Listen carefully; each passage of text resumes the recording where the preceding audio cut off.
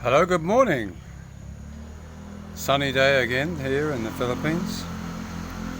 I'd like to talk about one of the things that I think is overlooked somewhat here in the Philippines, or maybe even in Asia, and that is that when a family's daughter makes contact and effectively starts going out with a foreigner, for a family, that's almost seen as an opportunity to have won the lottery.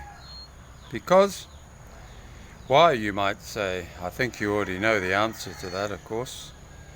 And that is the expectation of a young, beautiful daughter is that she will bring back the goods, so to speak. The family will be endowed with great riches from their daughter's newfound boyfriend, soon to be husband.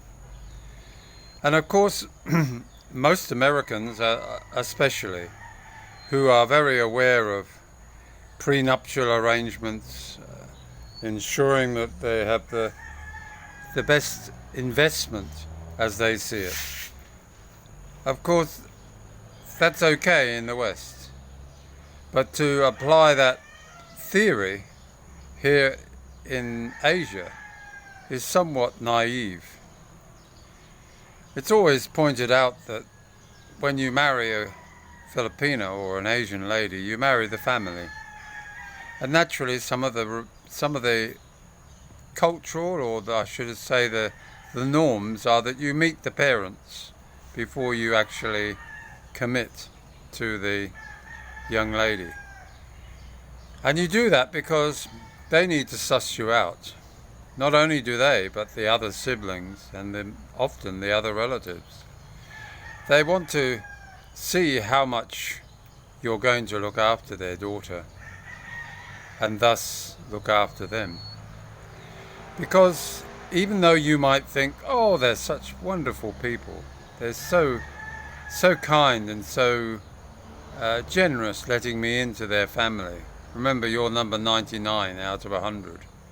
But the main reason for that is, of course, is to woo you in to a false sense of security. They're just a normal family. They would never ask for anything more than maybe a few pesos here and there when they're short. But it's not like that at all.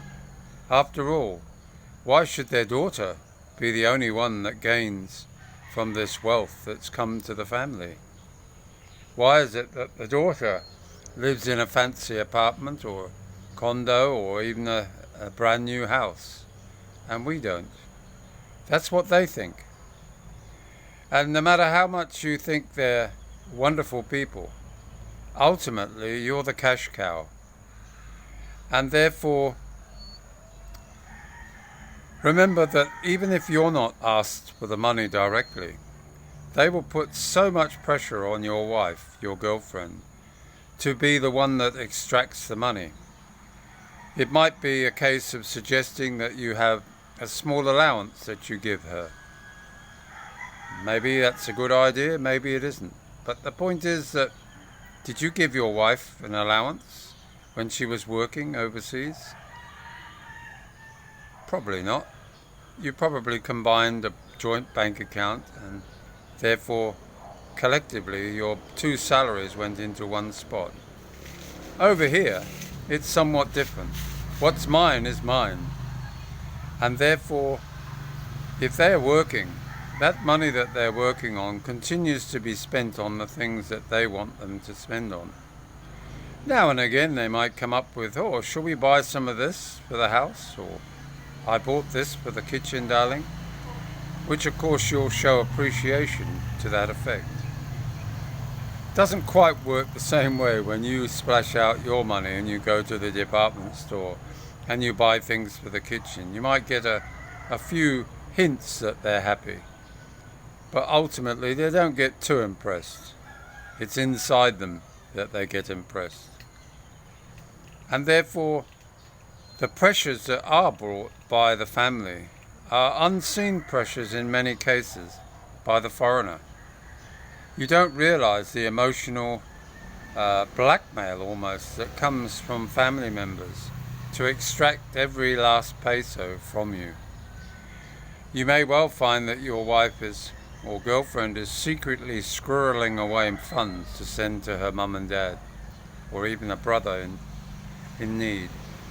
And of course we all know that everywhere in the world you have losers in a family, and they have a fair share of them here too.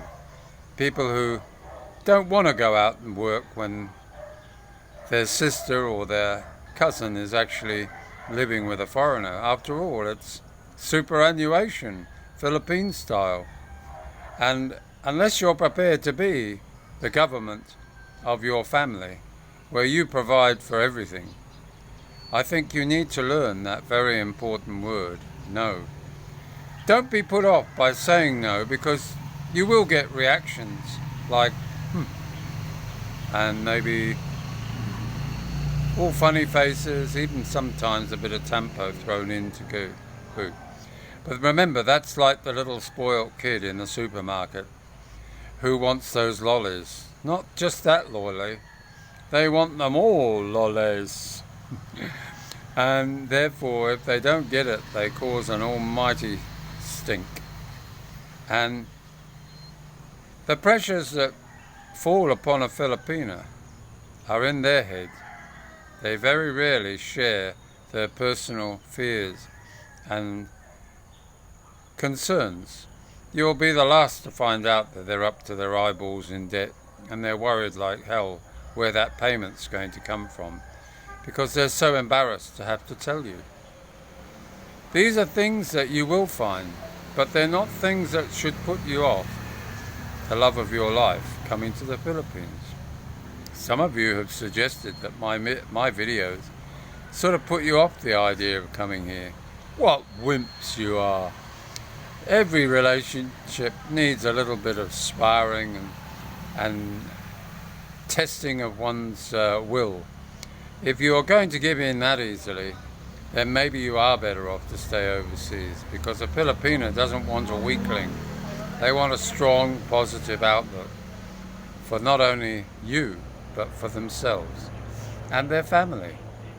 So just put those into your to understand basket, and hopefully you'll help to plan your days ahead in this beautiful land of the Philippines.